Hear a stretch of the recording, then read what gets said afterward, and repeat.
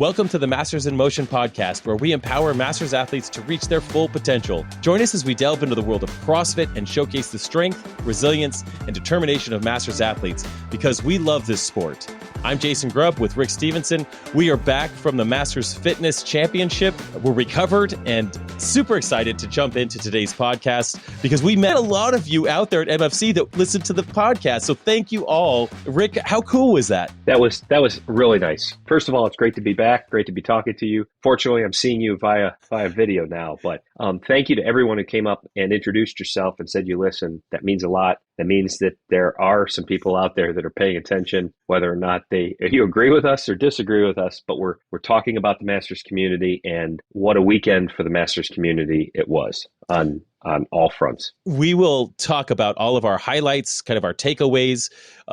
We've got, even just talking about all of that prior to pressing the record button, I think we realized we've got a lot of fun things to talk about there. But before we jump into that, Rick, we've got just a couple pieces of news. So let's start there. What do you got? Well, I'll tell you what, do you want to lead off with some of Mr. Castro's observations? I was listening to Dave's Q&A, his weekly Q&A, and I think that's a fun thing to listen to. He's pretty just straightforward, honest, doesn't beat around the bush on anything that I know of. So it looks like the CrossFit Games are going to be nomadic in a way. You know, I've lived on the road for 2 years having a nomad life, and I love the flexibility of it, but a new spot every month or every 2 weeks is pretty crazy. But the games are going to do something similar to that. Meaning, someone asked him, are they going to be in Fort Worth for the long term? And he said he doesn't see the games in Fort Worth in 2025, maybe not even 2024. But he's making it pretty clear that they don't anticipate the game staying in one place as long as they did with Carson or as long as they did with Madison. It's going to be moving more often. Right.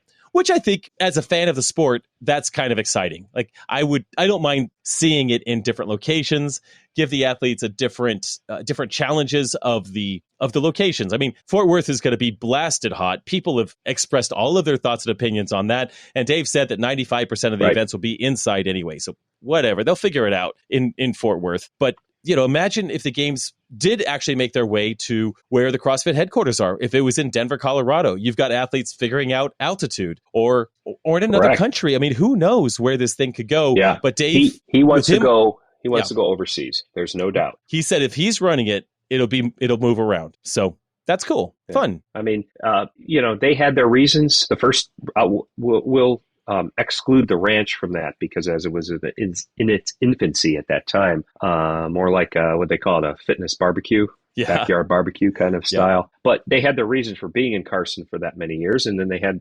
contracts with the city of Madison for the next X number of years. But Fort Worth sounds exciting from a fan standpoint, absent all the Masters discussion, age group discussions. Fort Worth sounds like a good venue. We know it's a larger airport, bigger metropolitan area, and that the venue is so much newer than the Coliseum in Madison. So from a production standpoint, I think that lessens the burden on the crew and anyone else that they hire in order to put an event like that on. So let's see how next year goes in 2024. And frankly, it's not that we're not concerned about it, but we're going to be talking about some other things along the way too. So we're still fans. We're still following. Trust me. Still fans. Still, consider, depending on our year, I've got so many friends in the Dallas area that I would love to go watch the games. Depending on when the Masters Championship is, whatever that looks like, will determine if that makes sense in my season. But yeah, as a fan, I'm always curious to see where this thing goes and enjoy watching it. So I'll be tuned in, but that's not what we're here to talk about. We're here to talk about Masters. So we'll be tuned into the Masters as well, wherever we're at. But what else you got? There was some other. I've got. I'll tell you. There was another event, but I'll stick with the Castro theme from the larger perspective of it here, and just to tell you how busy the next couple of months are going to be. We did find a nice list here, and this includes Legends Championship, but starting. Let's see. I was going to say the 13th. So yeah, starting next weekend, there's Crash Crucible down in South Carolina. So that's going to be a pretty big event. It's a 3-day event, and there's going to be some larger names competing there. that have already agreed to participate. And that's followed by the Rogue Invitational. We know that's upcoming here down in Round Rock in the latter part of October. There's the LFIT CrossFit Championship, which I didn't really pay attention to until last year when Brent Fikowski went over and competed there. It's in Egypt in November. There's the Down Under CrossFit Championship. Where else? In Australia. That's at the beginning of the month of December. And one we always like to watch, the Dubai Fitness Championship. That comes up the second week of December. And, some of these are smaller events. Like we know how invitation only Rogue was absent for the 5 men and 5 women that qualified through. But Dubai is strictly invite only, 30 and 30. But they're fun. And Fit Fest in Birmingham, England, the same weekend. I mean, and that's a larger event. Think of it with all of our, elites, age groups competing there. And then Legends, of course, that's how we wrap up 2023. Legends out in Tempe, December 7th through the 10th. So starting next weekend, there is an event almost every couple of weeks with a couple of weekends overlapping. So the off season is in full swing for the elites. The age groups are, we're past Masters Fitness Championship and we're pointing towards Legends. So that's it. Going to be a busy fall. And interesting, you had mentioned, we were talking about this in the car, I think, on one of our trips to our competition this last weekend, but historically Legends has been 4 days of competition for individuals. This is the first year they have teams. And you reminded me that the championship will have 2 days of team competition, 3 days of individual competition with 1 day of overlap. Is that what that looks like? Yeah, I think when we were signing up, we were given the information of 2 days, Friday, Saturday. So you might be Thursday through Sunday. I'm not sure. Okay, fair enough. I'm arriving Thursday. That's all I know. For Friday, Saturday, and of 2 days. We're hoping for as many events as they can always push out and run with teams, especially. We're making the effort and trip out there. Yeah. But we're excited. Well, also, I was going to say Masters age group related wise, we touched on it last week, the IF3 Masters World Championships. That was in Vancouver, Canada, and did get some good information. Friend of the show, Marianne Flannery from CrossFit Grandview down there in Columbus, right down the street from us, or down the highway from us. She came back, she competed, had a real good experience. We'd like to talk to her more about it, but some of the highlights she gave me, she told us that there were over 50 countries that were represented. And again, last week we talked about the 6 events and this organization's effort to maybe standardize functional fitness, try and move it and push it towards introduction to the Olympics. And I think all the Olympic sports at some point had to have this kind of a start to it. So met a lot of friends, a lot of great relationships formed. She had a really good experience. She talked about how many places it's been already around the world. In fact, the United States hasn't even hosted this event yet, and next year it's going to be in Budapest. So must be pretty nice to step out there on the competition floor wearing the red, white, and blue. Yeah, representing your country in each of these age groups.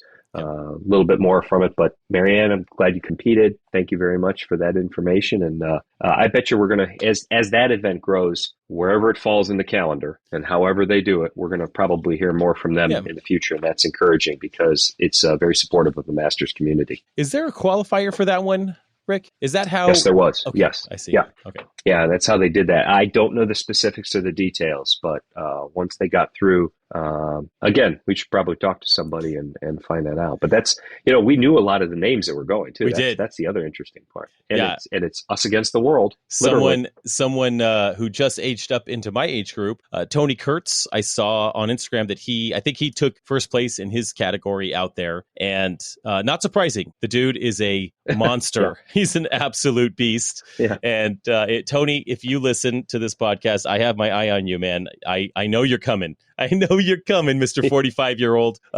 Welcome to these. You say that once a year, or once every few months. Once every few months. That's people are aging up. I got my eye on dozens of guys that all just aged up. So it's always nerve-wracking as I see these guys aging up. But hey, bring it. Let's do it and do it out on the competition floor, which we did as we transitioned to MFC this past weekend. Speaking nice of, segue. Thank you. That was a smooth one. Man, it was very enjoyable. I love the competition floor. I love being in the in that spotlight, feeling the adrenaline, getting that, all the nerves, even that come with that first day nervousness, warming up, getting going. But this was a really special event for me, just because it's my first time being there. I've never done this. Right. And, the more we do this, the more I share on YouTube, all of that, the more people just kind of know us. When we walk into a room, people just walk up, hey, listen to your podcast, and you and Rick do such a great job, which thank you all again for taking a listen, because this is the highlight of Rick and I's week. I mean, we look forward to Tuesday nights every week. This is not work for us. I mean, we would do if this is a great way for Rick and I to see each other every week, and we happen to record it at the same time. It's a win-win. That's what I explained to somebody. I said, we talk to each other anyways. I mean, it doesn't, and we talk about a lot of the same topics. Exactly. With the same excitement or worry, with what's ever coming down the road, but we're just recording it. It was great to see see it through your eyes, I guess I should say, because for me, this is an event that I've done now 4 times in different formats. It's the one larger multi-day competition. It's the one I've done the most of. And so I am getting to feel very comfortable going there and feel comfortable. I still have butterflies like you do when you compete, but just the surroundings and the people, the familiar faces, but to see it through your eyes and go, holy cow, this is something different. Somebody's experiencing, what they put together for the first time. It was neat. It was, a big to do. Right. And it was a big, to describe it, you walk in and you have this huge, it's not an arena, trade floor. Yeah, what do they? Like a Expo convention hall? Center, not a convention. Expo hall. There you go. Expo hall. So you walk in here and you have this sort of curtained off area, which is the warm up area and really the camp out area where all the athletes are. And then there's a vendor village right in the middle that's just kind of this hallway of vendors, which, we're grateful to all the vendors that were there. I'll have a YouTube video coming out later this week, and I have a highlight of all the vendors that were there as well, just to share, because they spent 3 days there manning their booths, talking to people, sharing and really being generous with their time and energy out there, which is amazing. And then there was 2 very large competition floors that could hold up to 20 individual lanes. I think, was it more than, maybe it was 20 or 25 individual lanes. Correct.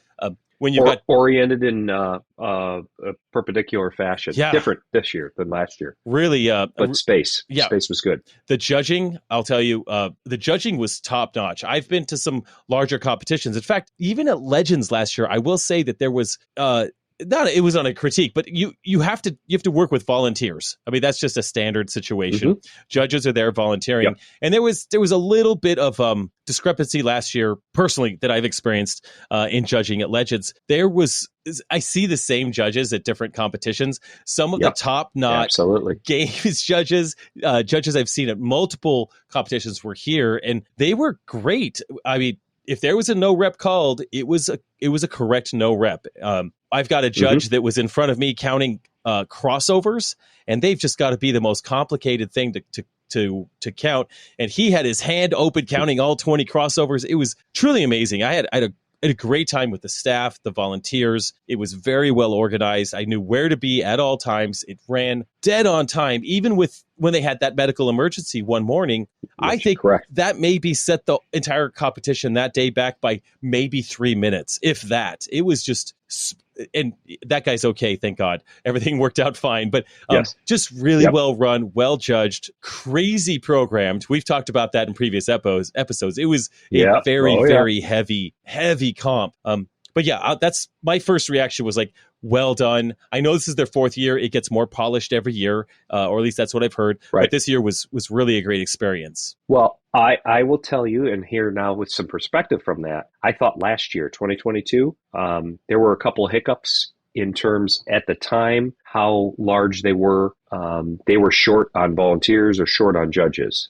And there were some delays. I know that had crept into the weekend just because they had to take some time to give some people some breaks. And they didn't have I don't know if it was a second crew. They were pulling people into judging that were more kind of on the event organization side, let's put it that way, that can absolutely stand in and do a good job, but that's not what they were there for. Let's put it that way. Yeah.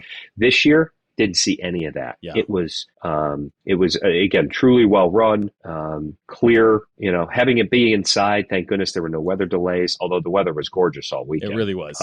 They didn't have to worry about rainstorms cutting an event out or anything odd, or even an offsite event with your swim. We didn't swim as a teams. Your swim, I believe that was pretty much on time too. Dead on time. I mean, like scary on time. Okay. We're all nervous to get in the pool, or we're always nervous to get started, and they did not mess around. It was 30 seconds, and you got guys like, getting in the water like, oh, we got to go. We're going now. 3, 2, 1, go. Oh my God. I couldn't even start the timer on my watch because they were so accurate. They were quick and ready, and we're swimming. Loved it. So what were a couple of your battles or event highlights? You and Lon were on a team. Can you share some of your highlights as a competitor? Yeah, let's go back and forth here. I'll say going into the events, I was curious, and along with the other athletes that were coming from our gym from Black Flag, in that the competitors on our side had really only been following our programming, Invictus programming, now for a few months. So we're like, hey, this is a good test. Let's see. Are we ready? And after the first event, Lon and I took a second. However, I was buried. And I thought, oh boy, if this is how this whole weekend's going to be, it might be a very, very long weekend. And the aggressiveness of each of us having to do 50 sandbag cleans in total at 150 pounds, combining that with shuttle runs and burpees, and that was the unannounced, the secret event that was, the details weren't announced till Thursday at around dinner time. And then we were on the competition floor Friday morning at 8 a.m. That event left a mark on me. I'll tell you that much. So I was thinking, oh boy, is this how this weekend's going to go? But that first event, it was a longer time domain. But we emerged in decent enough position that set us up for a more successful way to finish Friday. So that'll be my first observation. How about you? Well, I mean, I was shocked that you did each in the 50 plus age group 50 total sandbag cleans each with a 150-pound sandbag. That's huge amount of volume. And I will say that I was also shocked by that event, as I was going to be doing a total of 24, which seems small in comparison, actually, but 200-pound sandbag cleans. And I've never done a 200-pound sandbag clean until this event. I don't train with 200-pound sandbags. So that was eye-opening. That event was quite long. And I think one of the highlights for me from an event standpoint, it wasn't necessarily that event, but it was the fact that it was actually a challenging competition, and there was a close race between me and Brigham Abbott, who is a younger newbie. I was called newbie on my age group, but he leveled up, graduated up, and put on a heck of a fight. So even after 4 events, I took the first event, he took the swim because he's a fish. I'll just say it. The guy, he swam a 500 sub 7 minutes, and I swam my heart out for a nice solid 8:20 or 8:40, something like that. He just killed the swim. I won the 3rd event. He won the 4th event with ski erg and crossovers. And because it was a single point system, meaning I took first, he took second. Point per finish. Yeah, point per finish. Yep. After 4 events, we're tied. And that is an uncomfortable spot for me. I do not prefer that in like the psychological stress of that, because I'm there to win. But on the other hand, I love a good battle. Like, bring it. And so we got to battle quite a bit. I'll share my favorite event after I toss this back to you. But I did find the fact that he was pushing the pace. We also had John Glitch, who took 6th, and then a 6th, and then a 6th, and then a 6th, and then a 2nd, and then a 4th. This guy just was Mr. Consistency out there. And so while he wasn't hitting, the top 3 in every event, he held on to acquire a podium spot by just being very, very, very consistent, and then shining in a couple of the events towards the end. I think he ended up with some 2nd, 3rds towards the end there that helped bump him up. But really fun to see him really push himself and stay very much engaged in the game, knowing his strengths, knowing his weaknesses, but never got worse than 6th. and happened to get sixth. Like, I don't know, there were 7 events. I think he got 4 sixth places, which was just funny because I think 4 of them were in a row. But then he really turned it on a couple of the events. He turned his phone around and said, "Take a look at this. This is kind of scary," or something like that. Right. And all you saw was 6-6-6-6. Yeah. But again, from a competition standpoint, that is a testament for any of the athletes. When you go into something like that, what you're really trying to do, and we all say it, is damage control. If you do find that there's an event that maybe doesn't play into your strengths, we all have, most of us, I should say, have the holes in our game, that if you can just avoid some of those lower finishes and be as consistent, knowing when to step on the gas and take advantage of your strengths, it allows you to accumulate enough points, or in this case, this scoring system, the fewest number of points, and it works your way up. You work your way up to a really respectable and solid finish on the weekend. Again, avoiding the potholes when possible. I will say that one of our events that was very similar to yours involved a lot of barbells and a lot of bar hanging, a lot of bar work. We talked about the events in particular, but that was our second event on Friday. And back to the judging, I think it was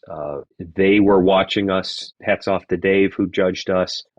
He made it clear that we needed to be below parallel, as we should be, but he was very, very good in letting us know that. And I know on a couple of front squats and my first overhead squat, there were no reps in my ear, so I knew exactly what I needed to do, and that's all I asked from judging. That was just a grueling event, and that's how we finished the Friday.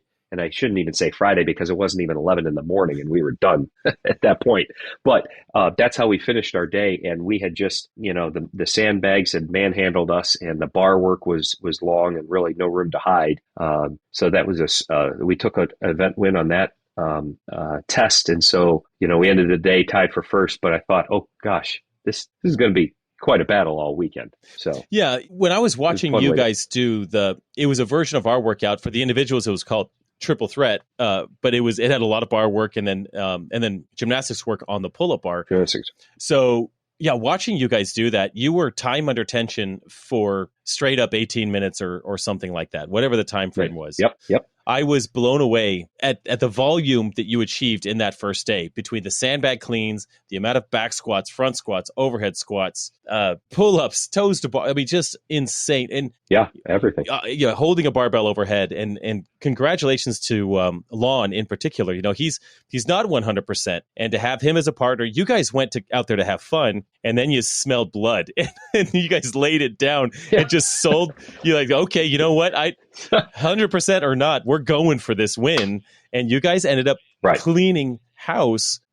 You had to work for it, but you ended up with quite a few first places. For me, the one of the things that I really noticed out there, and I noticed this at every major competition, but this was where it was really there was an exclamation mark on this idea or this fact. They released all the workouts to us almost 2 weeks early. I think maybe 10 days early. Yeah, and roughly at least something like that. It was good. It gave at least 6 events. They had 7. The 7th event was a surprise, but it gave me the chance to test out all of the events, and I tested out most of them in full. I had enough time to just weave them into my training prior to a deload week leading up to the event. So for me, I discovered again the difference between training levels of performance and actual competition levels of performance, and that they're distinctly different. I was sharing with a bunch of people out there that you can't replicate the competition floor in your training, and you don't want to either. I mean, if you think about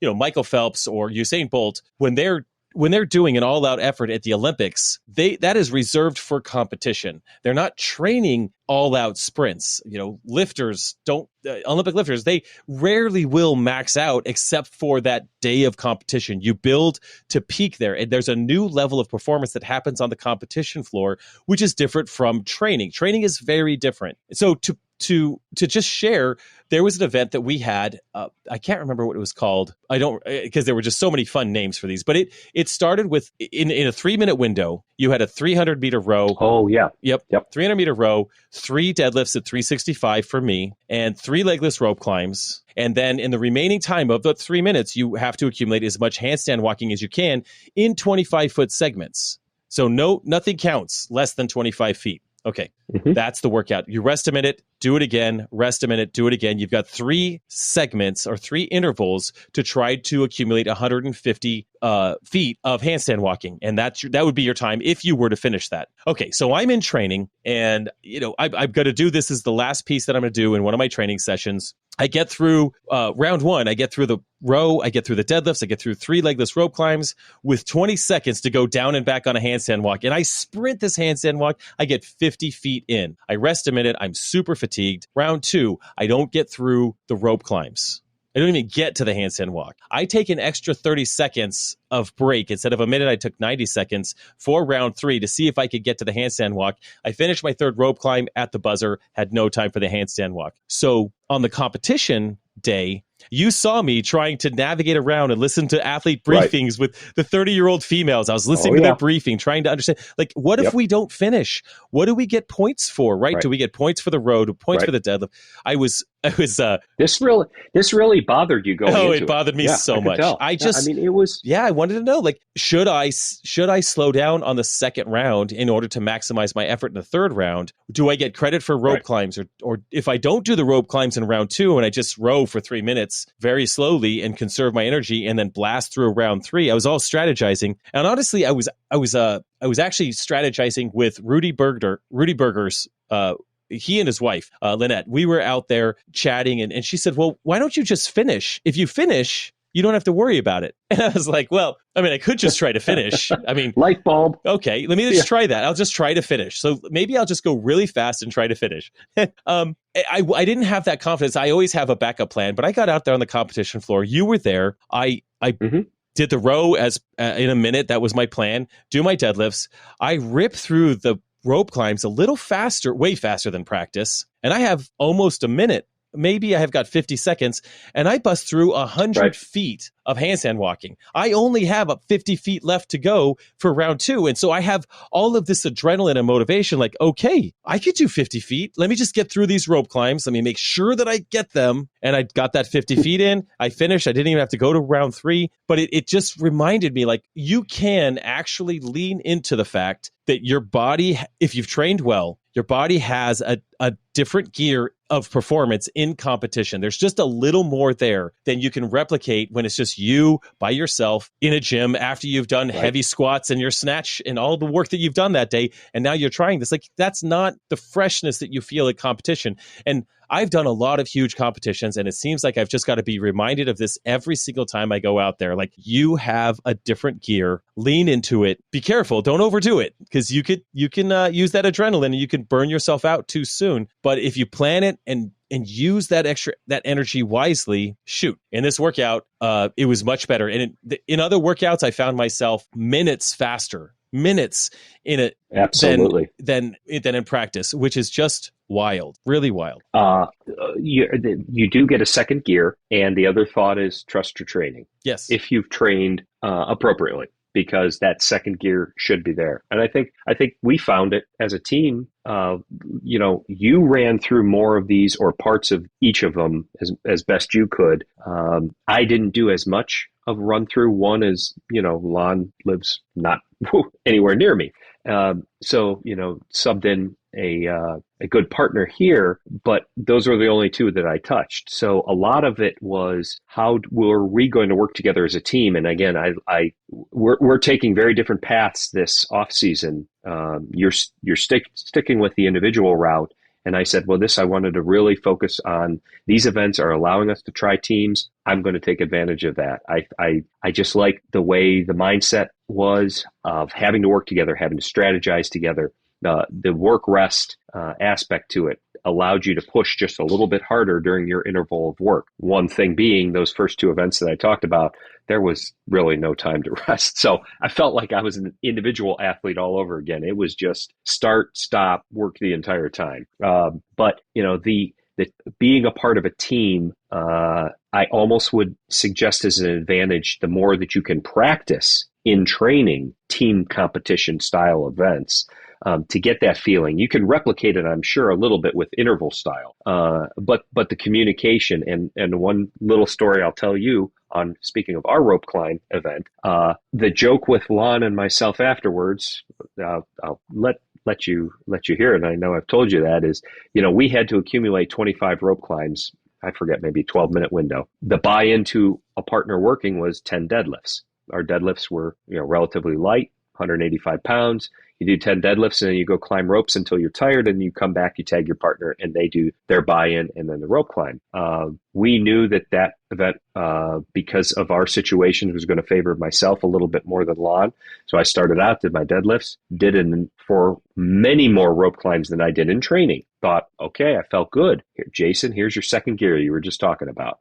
Although we're on audio here, but you can't see, but Lon was making a gesture to me, and I, looking at the other end of the competition floor, thinking he meant keep going, keep going. So I just kept chalking up, climbing that rope. I get back, tag him out. We finished the event. It was rewarding, got the event win. But afterwards he was like, no, I meant for you to come back. I was ready for you to go, not keep going. So that's good awesome. Old me. Again, we joked, and this is a lesson I think to take to your next team event. Have an idea and be demonstrative with your actions and your hand signals, because you could be, and we were, separated by the entire competition floor. Couldn't exactly hear what he was saying. And, you need to work out. And I think the good teams, you see that at the CrossFit Games on the team side, the good teams work seamlessly together. That is only as a result of all the practice that they do through the years. Again, this was a really fun competition. It didn't matter that I went extra or whatever, but afterwards we said, okay, we're going to work on our hand signals a little bit more. Now you know. And this means get back. Yeah, there's an interesting. Stop climbing. Gina, my wife, and I have developed some hand signals. When we were wedding photographers, we had hand signals because we'd be across from a dance floor.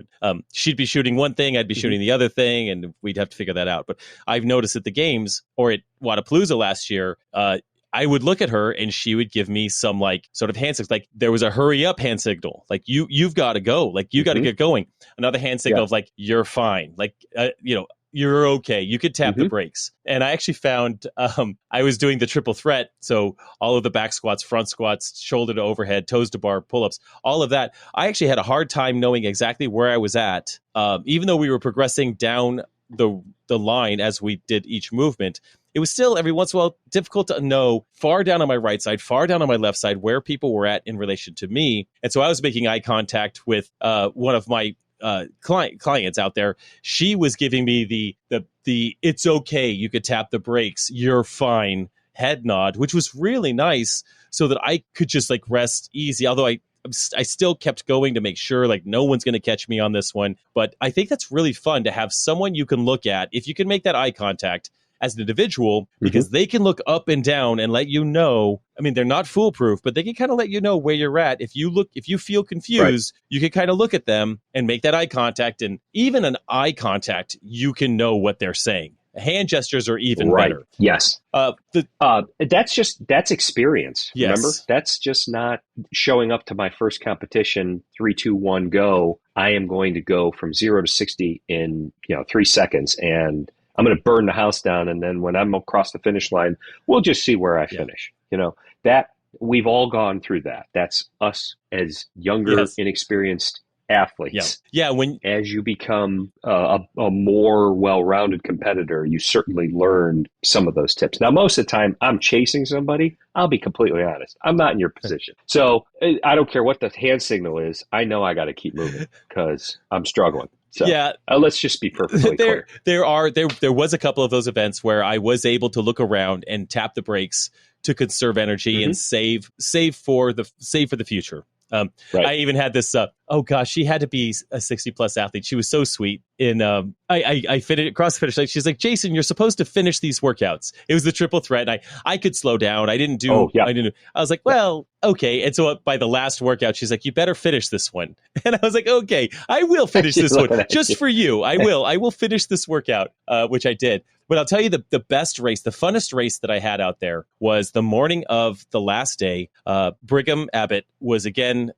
He was a few points behind me at this point, but I could tell in this particular workout, it was 20, 16, 12, 8, 4 burpee box jump overs, combined with 10, 8, 6, 4, 2 cleans at 205, power clean or squat clean at 205. So that's a relatively heavy weight for us in our age group. Like you got to concentrate at this power clean. This isn't a given. And as we got into this one, I could tell at 3, 2, 1, go, like he was like revving the engine. I was like, oh, it's early. It's a little early. It's a Sunday. It's a third day of competition. And he is looking to set something on fire. So we went out, we're hitting these burpees, and I'm just going to go toe to toe on the burpees. I'm not going to go faster or slower. I'm not going to let anyone get ahead of me on burpees, but I'm certainly not going to try to create a lead on 20 burpees to open up a competition and just light my heart on fire. But we start walking, we finish our burpees at the same time. We walk down the row to our barbell, and I chalk up like a rookie. Absolute rookie mistake. He charges straight to his barbell, and he gets 2 power cleans in before I pick up the bar. And I was like, oh, this is how we're playing. Okay.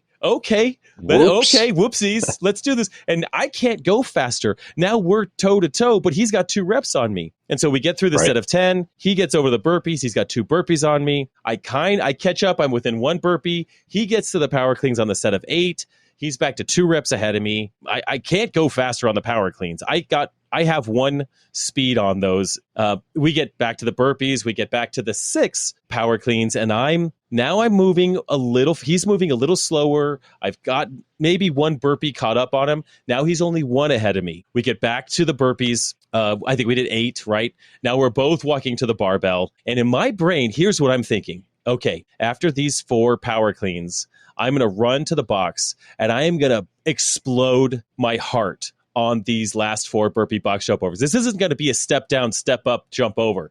This is going to be a plop, jump over, plop, jump over. I mean, like these are going to be snap up. I'm going to race and I'm going to get back and I'm going to crush the last 2 power cleans. I'm going to win this event. That's what I'm thinking. So we're on the set of 4. He does a power clean. I do a power clean at the same time. We both do the second one at the same time. He puts his hands on his knees and I hit the 3rd clean. And all I'm thinking at that point was, thank God I don't have to do plan B. I do not have to turn on the nitro or whatever and set my soul on fire, because I was really not looking forward to what I was going to have to do to win the event. Just gratefully, I had a pace and I held that pace. He got tired, which is totally fair.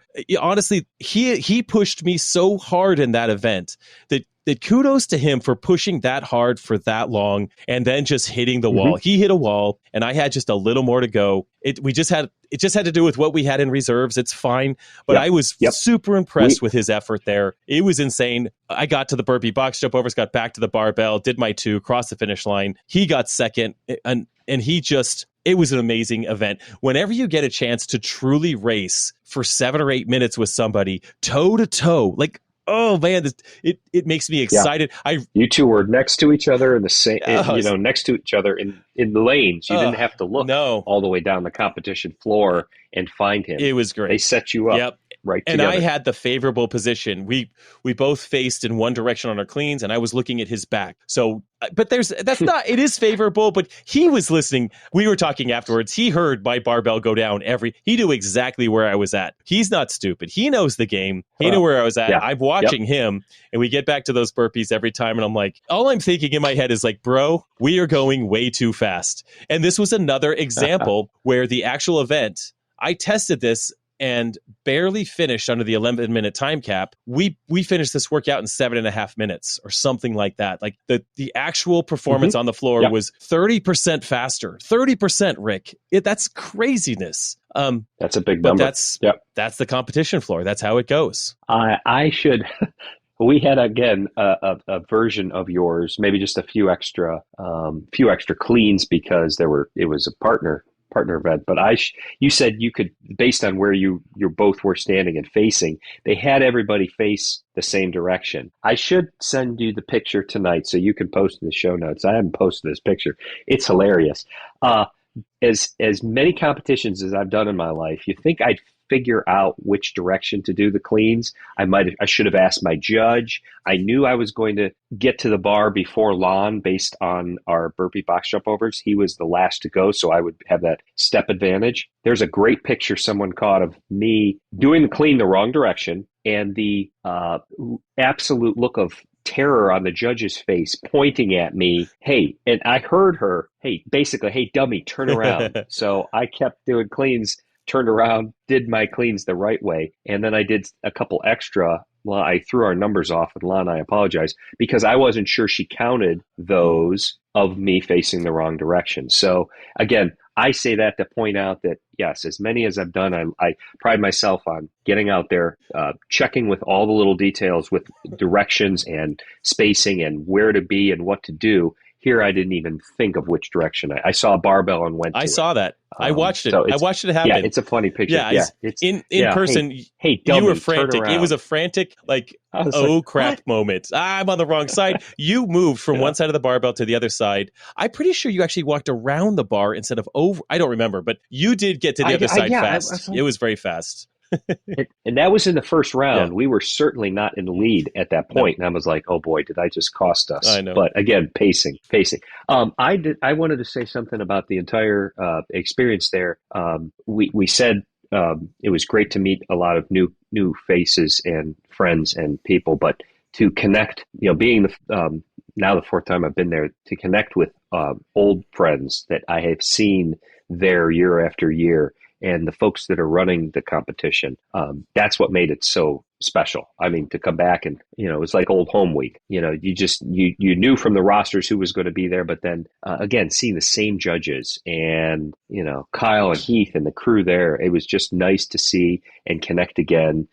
It's great that we got through it. Hey, we got through it healthy. I think a lot of people did that. And something else you and I touched on earlier was so many people came up to us and talked about how this was their first large 3-day competition. And I think for all the event wins that we're talking about, or trying to figure out where you were in your pacing because you're trying to stay in the lead or get to the lead. There's a lot of folks that had not stepped onto a competition floor like that, of that magnitude in the past. And, that's a big congratulations to them for stepping outside of their comfort zone, trying something different, and putting themselves in this how to eat, how to recover, how to warm up, how to cool down, do it over and over again, and not just a local 3-hour competition down the road or something like that. So that's really what was important and what was really great to see. Seriously, it's not the same when you do that local comp, that 1-day comp or that 2-day comp. Going to a big 3-day comp, 500 participants, huge venue, there's so much noise. You have to, if you want to be a competitor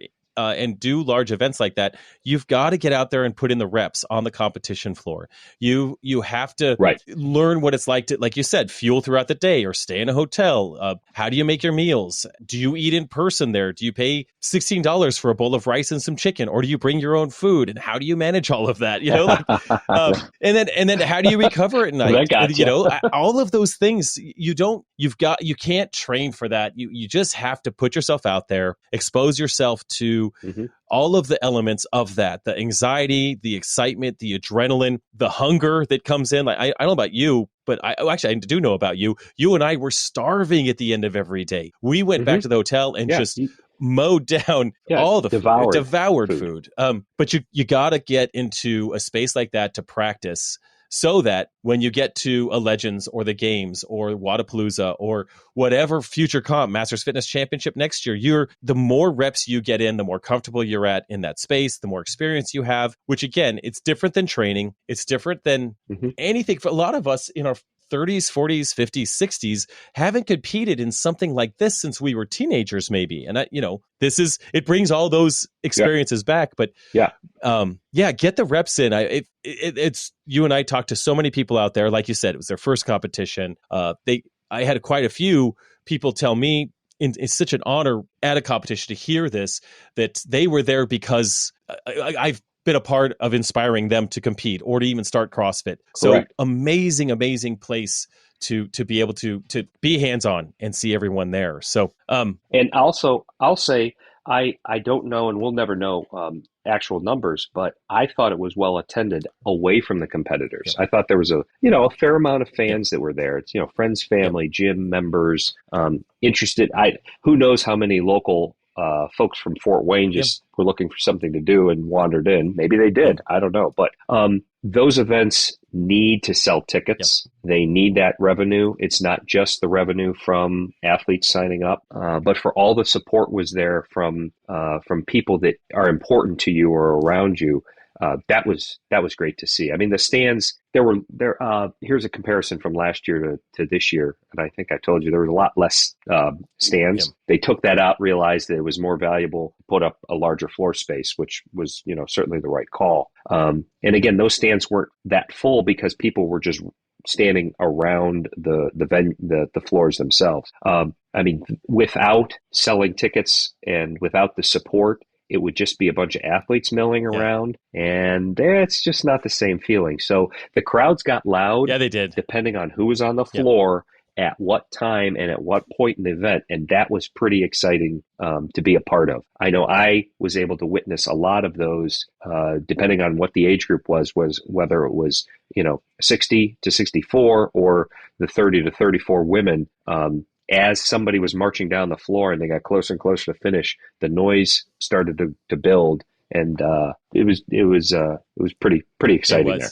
But I also will say the MVP to the weekends were the friends that I made, the four-legged ones. All of the dogs that were there. I would have taken any of them home. I can't believe how many dogs came to that, and I'm a sucker. And I'll tell you what, I think I was bending down, talking to and petting more of those dogs than I could believe. I mean, they were some cute dogs. That was That's great. fair. I'm glad they let him in there. Yeah, it's fair. Yep. Glad they let him in I'm a there. sucker as well. And I just, I could have stolen any one of those dogs and just put them in my bag and put them on the plane with me. Well, yeah. Exactly. Rick, we didn't talk about this beforehand, but did you have any picks of the week? Do you have one prepared? Are you ready, my friend, for your pick of the week? I do. It is a weak one because I knew you were going to ask me this, but it's important, and I came prepared and ready because we've talked about this in the past. And I think I'm going to have to deviate from my generic white, what do you call it? Just a white athletic Johnson & Johnson tape that I buy off Amazon that I've used in the past. If you saw me on my rope climbs, I had just about every digit wrapped. But thanks to the competition this weekend, I've only used this on a few other times, but we did get another roll of goat tape. This stuff is legit. Now, I know it's a premium to my white generic medical tape, which we can get at every drugstore, but this stuff was good. It stays on well, and I never once felt like something was going to tear or rip on the rope. I felt the burning on the rope more in the center of my hands than I did on my fingers. So this tape, I don't know. I'm afraid to go to Amazon and see how much these rolls are because I think I'm developed another bad habit. Well, I know they're not free. And I, too, have been a user and an abuser of goat tape. A big fan of goat tape as well, myself. It's so good. It never fails. It never fails, and it's always sticky. Right. And you should be ashamed of the Johnson & Johnson tape. You should be, no. You should be. I've gone how many years with it? Look at that. This is not okay. Not okay.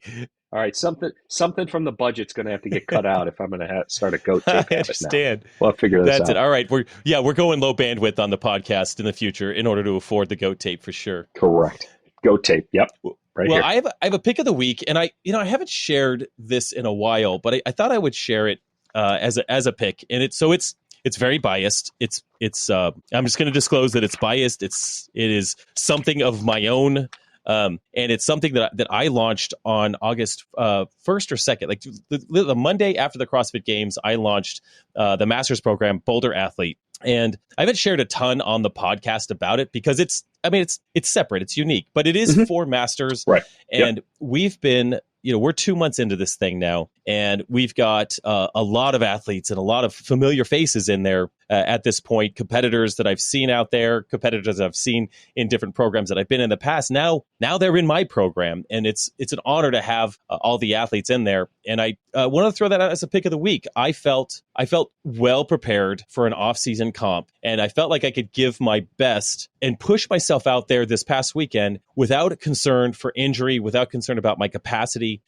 we're not supposed to peak multiple times a year, or over and over and over again, but having a really solid level of fitness since the games until now, and even leading up to the games. So from semifinals through the games and until now, I've been following Boulder Athlete Programming. It's been really, really good. And I am the programmer, so I know that what we're doing is structured cycles around competitions, so that we're paying attention to when MFC happens and when Masters or when the Legends Championship happens, Wodapalooza, whatever the schedule looks like for next year. We'll be prepared for that in Boulder Athlete.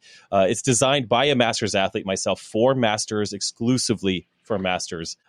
Couple of things we got in there that are just kind of fun. One, monthly live Q&A sessions with me. I love doing those. That's probably my highlight of the month, is doing a Q&A session with all the athletes. They jump on. It's a live call. I've got daily videos, structured warm-ups, direct messaging with me. So any athlete in Boulder Athlete has direct access to me. I put in there competition strategies, whether it's the Wodapalooza qualifier, the big qualifiers that you and I participate in, but there's also smaller competition qualifiers that my athletes will just post in there and look for strategy, and I'll provide strategy in there. Of course, Olympic lifting and movement reviews, progress tracking. We use Beyond the Whiteboard and love that.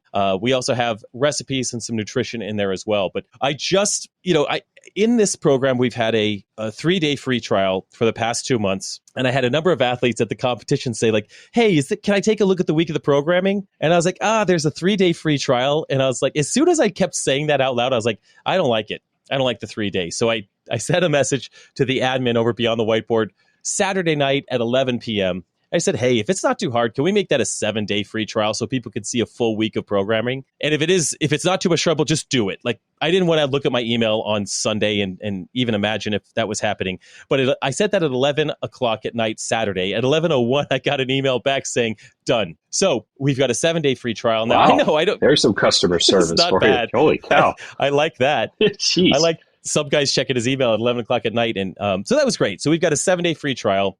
There's, it doesn't, if you get in there, you get to see a week. If it fits, that's great. If it doesn't fit, that's fine.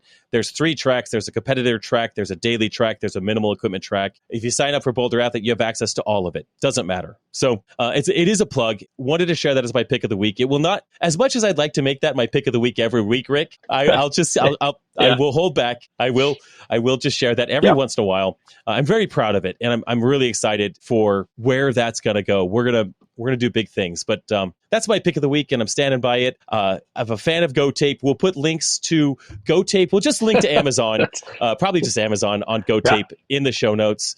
Definitely recommend that. I'll put a link to the 7-day free trial for Boulder Athlete. And with that, Rick, I just sent you the picture of me going the wrong way, so maybe you put a link to I will do that. And you could title it "What Not to Do." Definitely, courtesy of Rick. What not? So pay attention to the direction. Well, Rick, it's been great. Correct. Again, great chatting with you. And excellent. Likewise. To those of you that have listened, go ahead. I was going to say we had a great weekend. There's a lot in store for the fall. Now that we're cruising towards the end of 2023, it's going to be a busy time, and we're excited to bring you more as the weeks go on. And on that note, since we're adding on, just a quick add-on, we do have guests lined up for next week, as long as schedules work out. Next week, 2 weeks later, 2 really great guests in October. We have a guest lined up that I haven't told you about already for early November.